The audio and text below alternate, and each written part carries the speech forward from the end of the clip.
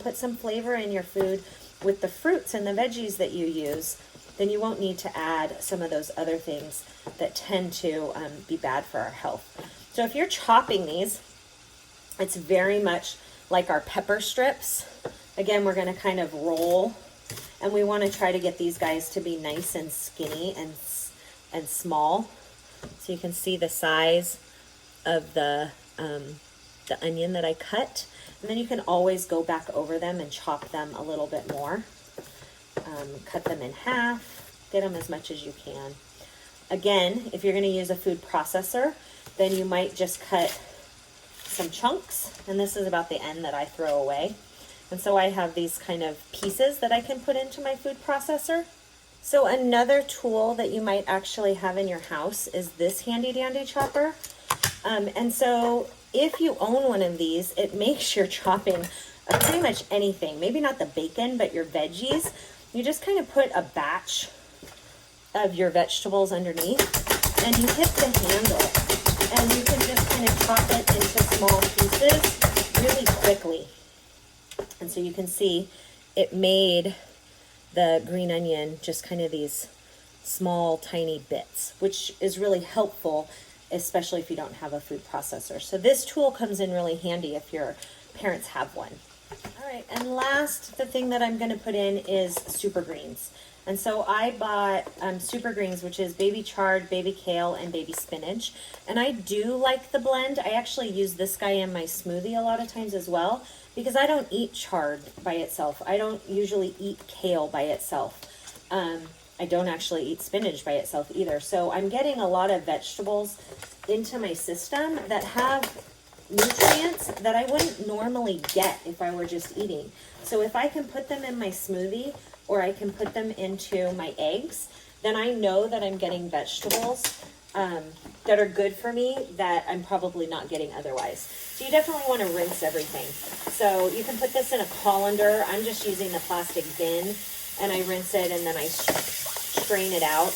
And again, it doesn't have to be completely dry, but you definitely want to give it a good rinse and make sure that you're cleaning your vegetables before you're using them.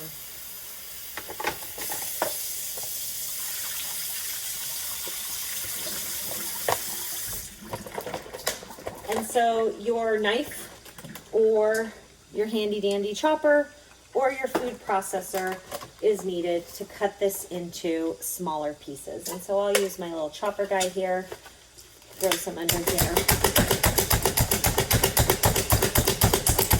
chop it up, and you can see I ended up with small green pieces. I've been loading my food processor with all of the veggies and things. And so what I'm going to do is I'm going to go ahead and put the lid on it and then blend my food or my veggies. All right, so my lid's on, and I'm going to go ahead and hit the on button. You can see it popping up. Take a minute and like stir down the sides, because you can see some big pieces on the sides. And I actually usually add a little bit more of the super greens at this point, just because it can handle it, but my food processor was full before. All right, so I've added more greens to the top layer. I've squished down the sides. Turn it on. It's nice and blended. It's almost like a salsa, but do you see the big piece of onion on the left? And I think I saw a stem and a big piece of onion here. So I'm going to take a minute. I'm going to pull out the stems that I see, and then I'm going to blend it one more time. So I have my eggs, and I'm actually going to turn on my oven, and I use convection. So I'm going to put it on convection 350 degrees and start, because I'm almost ready to put these omelets together and then let them bake in the oven. I'm going to use 18 eggs. I find that 18 eggs is about right for 12 muffins. So that's what I'm going to start with, is 18 eggs. And so if you've never cracked an egg before, oh, actually, I really like to use this guy, because then I can pour my eggs out into my pan. But any bowl will do. So I'm going to tap my egg, kind of get it to crack, and then peel it apart with my fingers and toss my shells aside. And again, if you have chickens, these shells are great for your chickens. So I'm just going to do that until I have all of my eggs, and then we're going to blend the egg together. Okay, so I have all of the eggs in my bowl, and I'm going to use a hand mixer to mix these eggs because it's faster, but you could use a whisk or a fork, but because I have so many eggs, the hand mixer is easier, plus it makes them a little bit fluffier. So when you're using a hand mixer, you want to make sure that you do not plug it in until after you put the little beaters in. And then your beaters have, one of them has this piece on it and one of them doesn't. Okay, and so if you look on the bottom of your beater, you won't be able to see it on mine, but there's a picture right above the hole, and it tells you which one gets the beater with the little ring on it. And so you put it in, and then you put the next guy in. And usually if you do it on the right side, they'll fit on the other side, but if you do them on the correct side, they go in super fast and easy. And now I can plug this guy in. And then you just want to make sure that you remember when you're using your beater to keep it down at the bottom of your pan, because if you bring it up, it's going to splatter everywhere. And you don't have to be on super high. I'm going to be on like a number 3 maybe.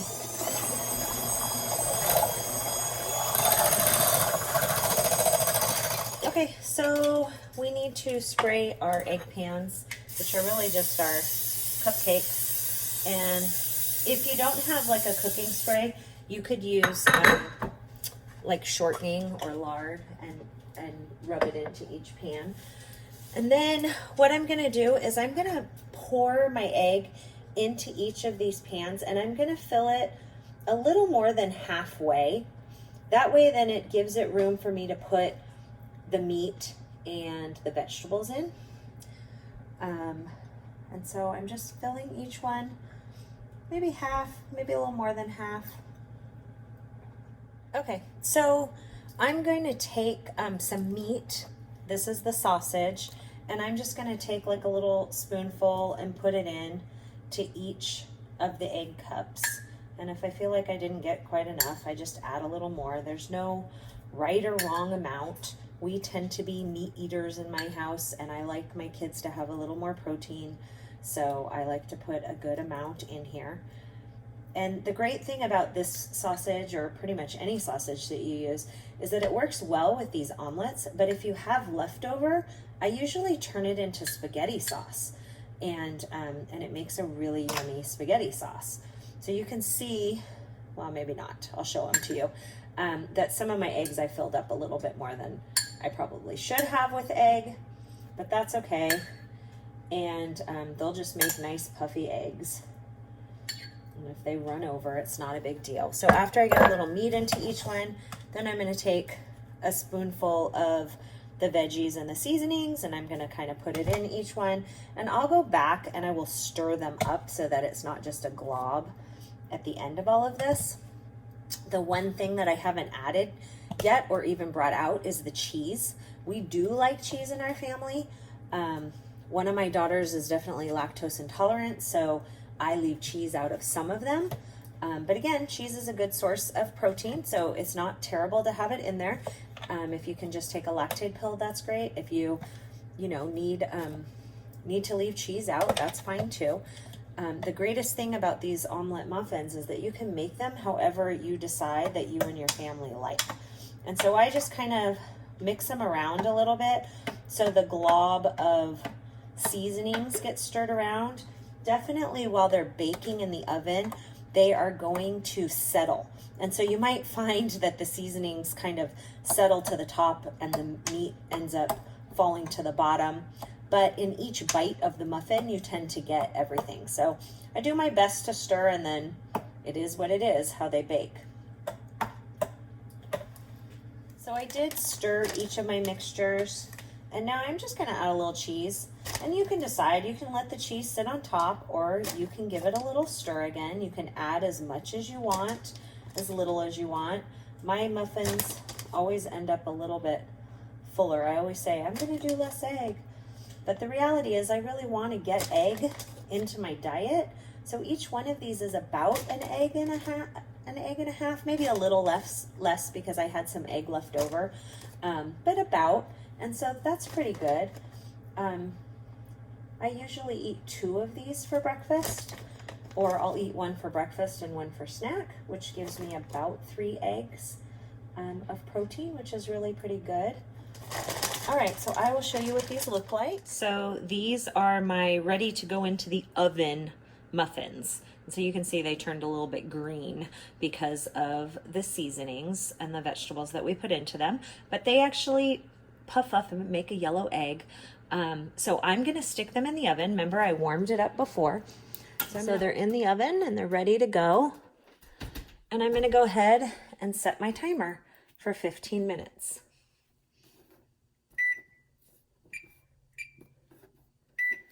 And because I have so much meat left, I'm gonna make some more. So we're at about 25 minutes and you can see how puffy they've gotten and golden brown around the edges. And the thing you wanna do is you just wanna make sure that there's no wet. So look, the ones on the bottom are still, 10 minutes off. But these guys, I'm looking at the top of them and I don't see any moisture of wet egg, and they do look pretty golden brown.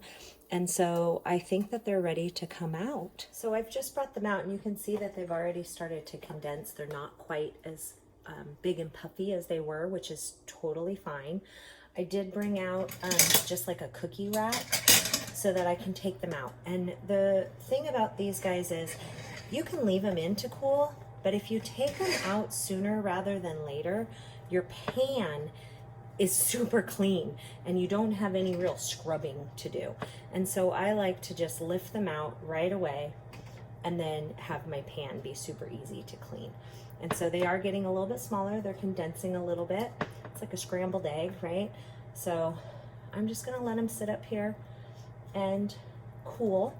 My other ones are still cooking. So I'm thinking, I think I said earlier 15 minutes, but I think it's actually probably more like 25. I usually check them, I think, at 15, but put them back in for 5-minute increments. And I think these guys took about 25 minutes. So that's probably what I would aim for.